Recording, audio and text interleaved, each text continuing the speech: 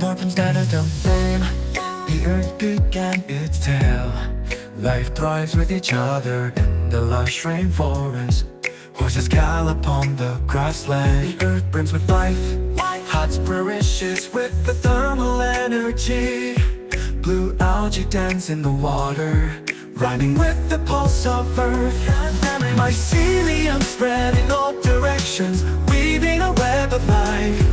Veins and solar panels both work to utilize solar energy. Sunflowers turn to follow the sun, showcasing that life cannot survive without the sun.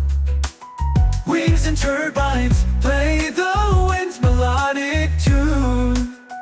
Wind inspires the life to dance on its own rhythm, cleaning the stream for fish to migrate, ensuring the smooth circle of life. Waste straw is transformed into green power. People learn from beetles in developing clean energy, researching photosynthesis to unlock the code for future energy. The true progress comes from mutual learning of humans and nature. Nature and human civilization step into the future hand in hand. Diversity is the key to a world we will eventually achieve. The harmony between humans